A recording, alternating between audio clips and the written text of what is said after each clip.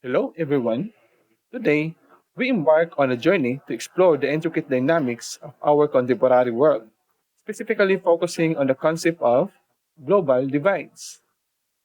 In this video, we will delve into the origins of these divides, examine how they are categorized, and most importantly, uncover the profound implications they hold for societies worldwide.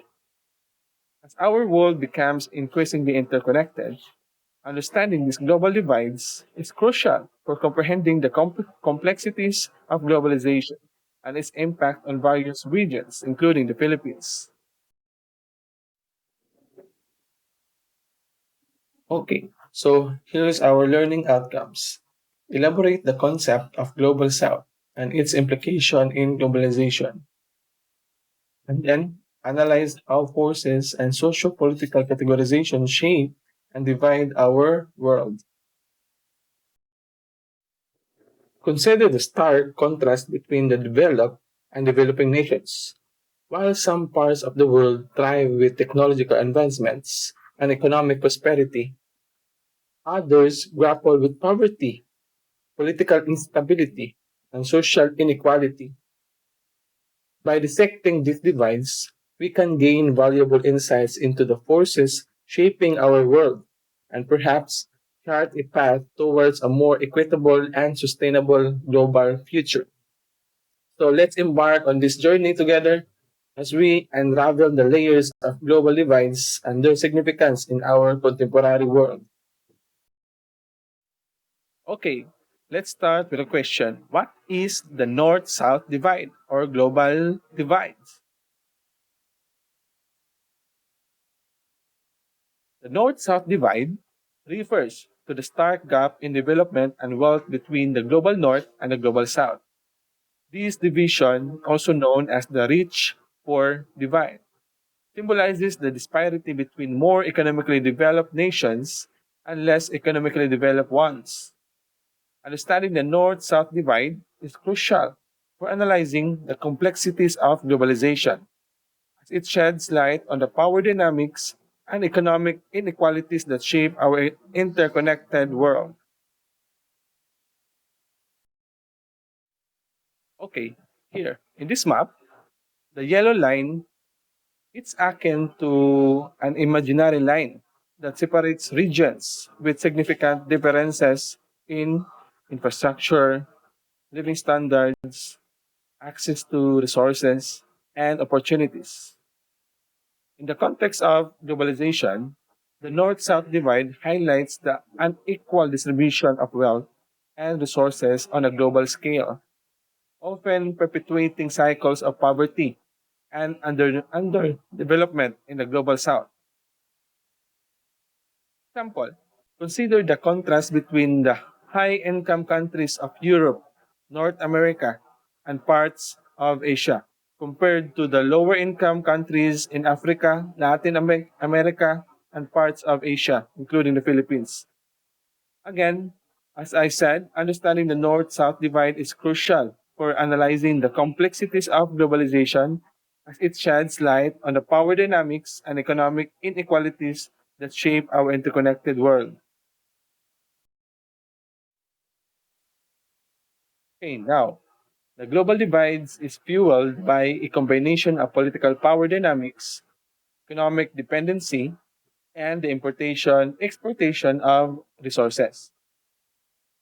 The political power plays a significant role as it often dictates international policies and trade agreements that may favor wealthier nations over poorer nations.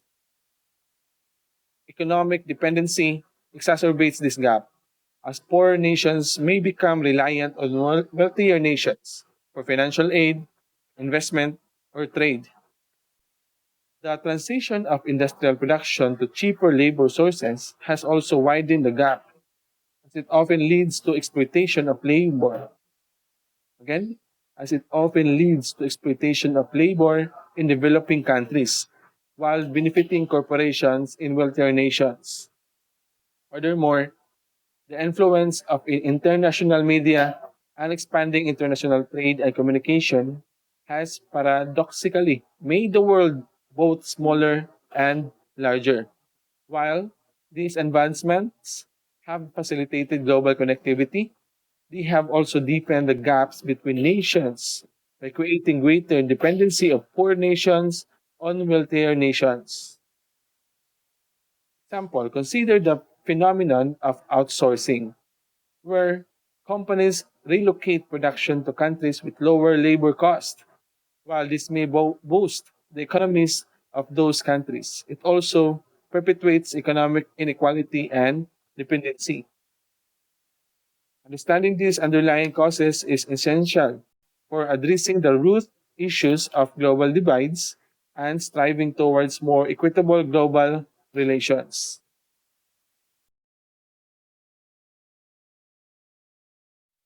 Influence.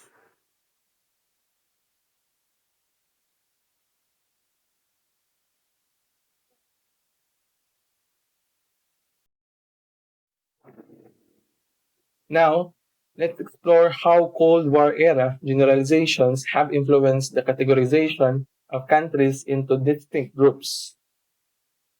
During the Cold War, a binary division emerged, categorizing countries into two main groups, the North and the South.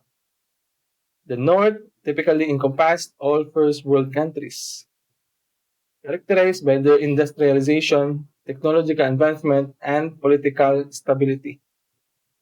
Additionally, most Second World countries which were aligned with either the United States or the Soviet Union were also considered part of the North.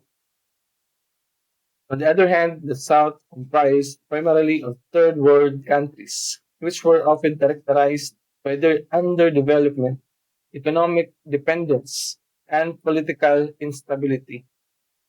This simplistic generalization, while reflective of the geopolitical tensions of the Cold War era, exemplified the complexities of global socio-economic dynamics. It failed to account for the diverse realities within regions and perpetuated stereotypes that hindered comprehensive understanding and effective policy making. Despite the end of the Cold War, remnants of these categorizations still persist in shaping global narratives and policies, highlighting the enduring legacy of historical division.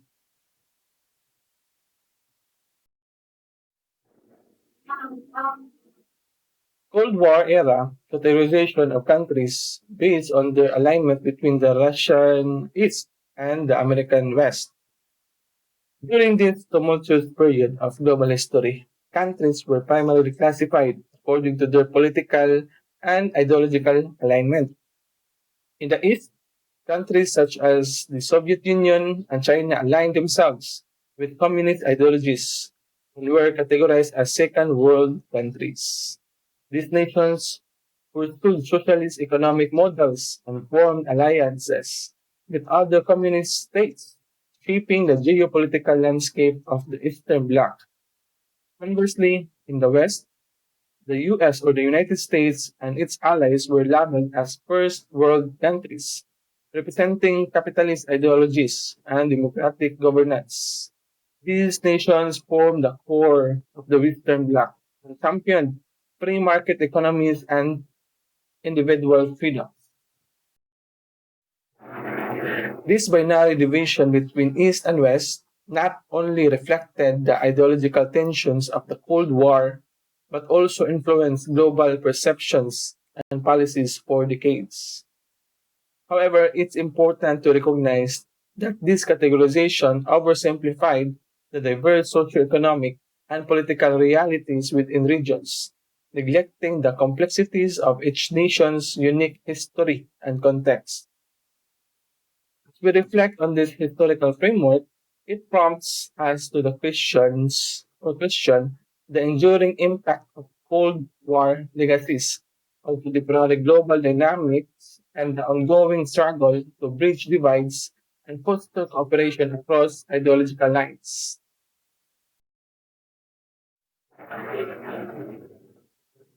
Now, let's examine the abandonment of the label Third World countries and its implications. Historically, countries classified as economically underdeveloped often facing poverty, political instability, and social challenges, were commonly referred to as third world countries. However, as geopolitical dynamics evolved, particularly after the Cold War, this categorization underwent significant changes. With the dissolution of the Soviet Union and the end of the Cold War, many countries previously classified as second world countries transitioned towards alignment with the first world. This shift in alliances and ideologies lead to the erosion of the traditional East-West divide, prompting a re-evaluation of global categorizations. Consequently, the label third world countries became increasingly outdated and problematic, failing to capture the diverse socio-economic realities of nations across the globe.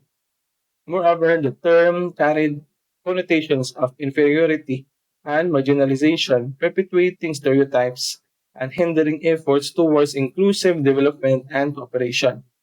In response to these shortcomings, international discourse shifted towards more nuanced terminology, emphasizing the importance of addressing specific socio-economic challenges faced by different countries rather than lumping them into broad categories. Now, let's take a moment to review the developing countries list as of January 2024. Please note that this information is provided for reference purposes and there's no need to memorize it. This list serves as a valuable tool for understanding the socio-economic landscape of nations worldwide, categorizing countries based on various indicators of development. It's important to recognize that the Philippines, along with several other Asian member states, is included in the list.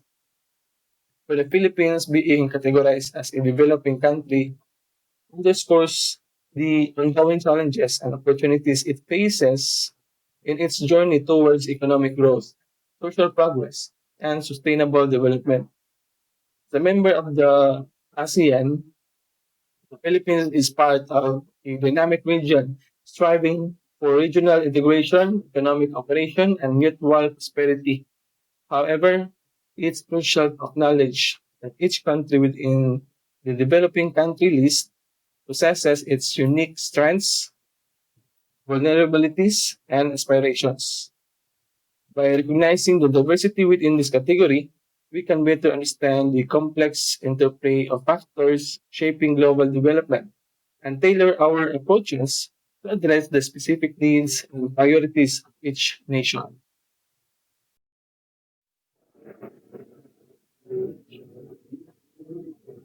Okay, third world countries are characterized across various categories.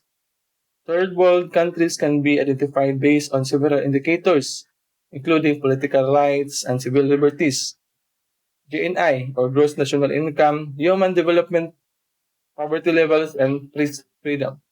In this term, in terms of political rights and civil liberties, many third world countries face challenges such as restricted freedoms of expression, limited political participation, and instances of human rights violations. Furthermore, these countries often have lower gross national income or GNIs, resulting in economic vulnerabilities and disparities in wealth distribution. Human development indicators such as access to education, healthcare, and basic amenities also reveal the development gap between third world countries and their more developed counterparts. Additionally, high levels of poverty persist in many third world countries, with a significant portion of the population living below the poverty line and lacking access to essential resources and opportunities. Lastly, press freedom remains a concern in several third world countries, with media censorship, intimidation of journalists, and restriction on freedom of information hindering transparency and accountability. Okay, now let's test your understanding of the topic of global divides with a formative assessment. Here are five multiple choice questions designed to evaluate your comprehension of this video material. Feel free to pause the video to consider each question carefully before selecting your answer. Okay? Take your time to answer each question and feel free to review the material if needed. Once you have completed the assessment, you can resume the video to check your answers. Or actually, there's already an answer in the next slide.